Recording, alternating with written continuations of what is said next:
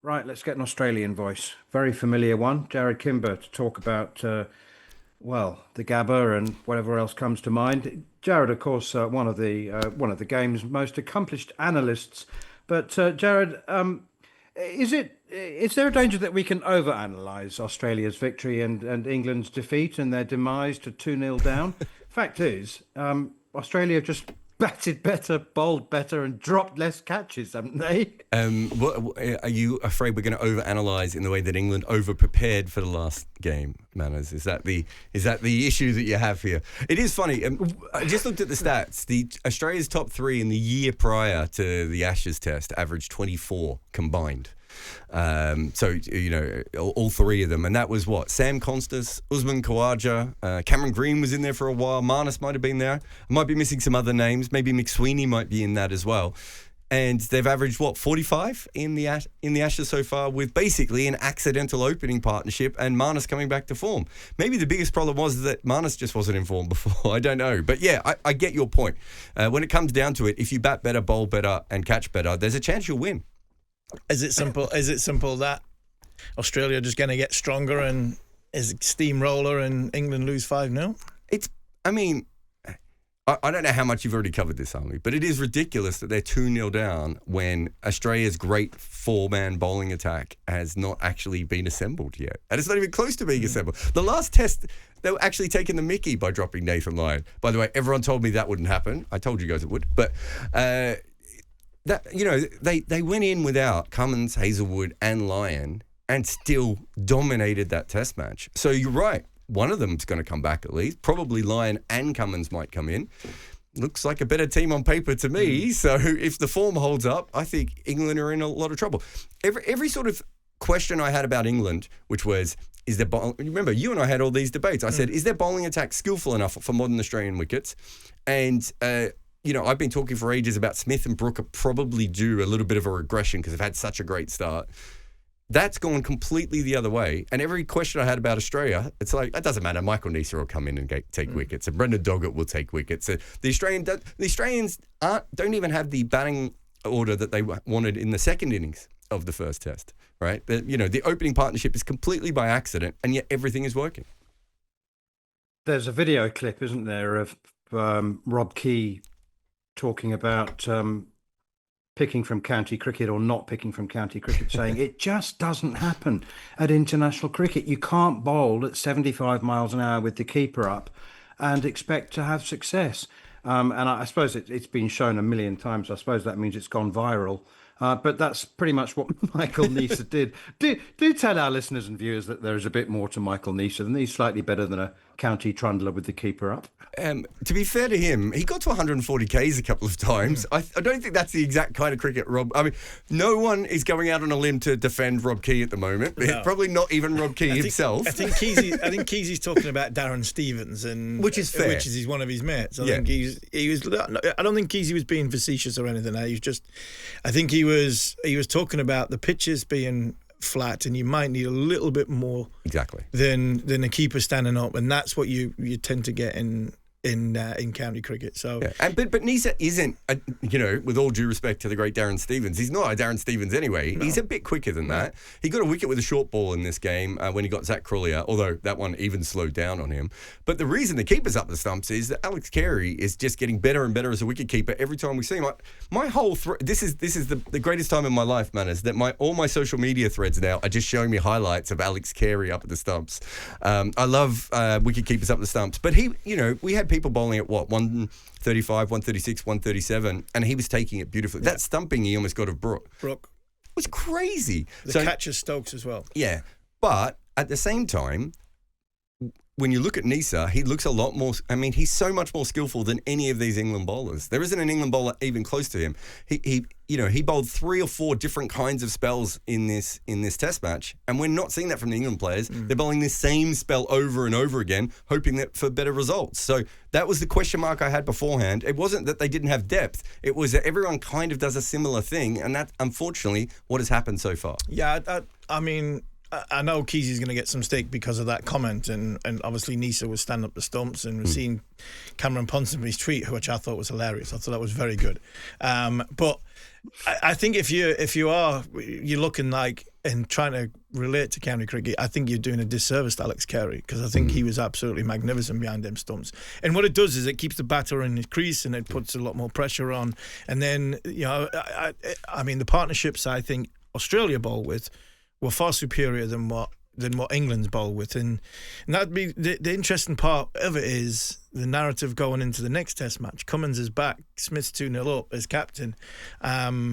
They think differently, they act differently as captain.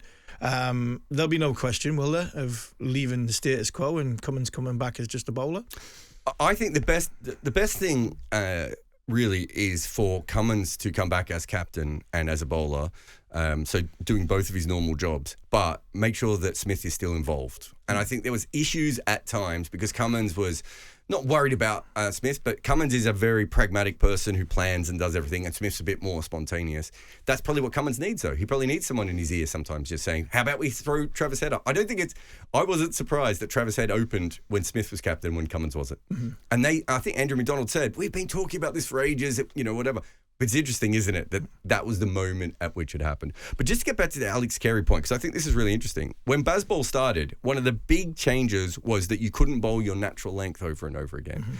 And we saw at times with Blundell in New Zealand and with Alex Carey, where they're just like, we're good enough, we can keep us, we'll come up, right? Boland's bowling 135 kilometres an hour, heavy balls into the pitch, and he's taking them beautifully. The skill of that is really helpful, and that changes what England want to do. So everything England have wanted to do, Australia have found a way to nullify, and you've got to give them credit.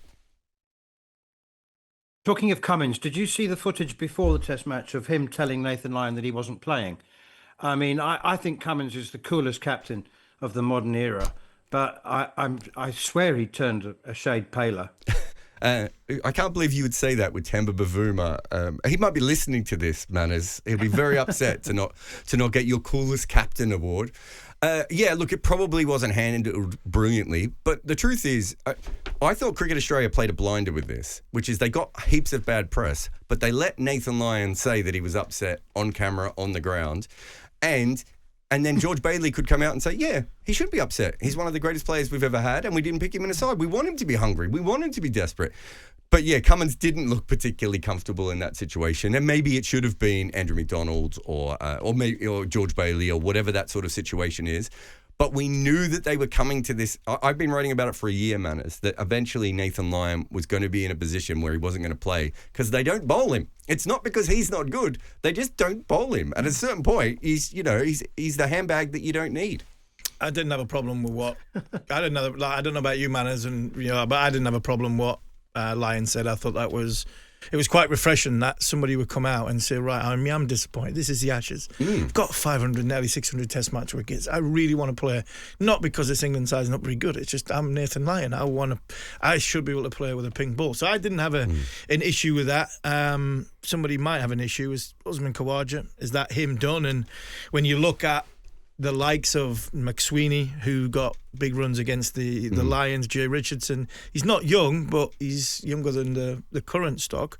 Are they pushing to get into contention for the next two Test matches? Because I can't see any of them coming in for Adelaide. But McSweeney, Khawaja, is he gone? I think that Khawaja was going to go out if they won the World Test Championship final. And I could be wrong, but I certainly heard some very strong rumours that he was thinking about going then. Even at the end of the Indian series, there were some rumours about it. Cricket Australia just kept asking him to come back. I think he was, I wouldn't say convinced. I think he'd be unfortunate if they kept asking him to come back and then didn't let him go out in his own way.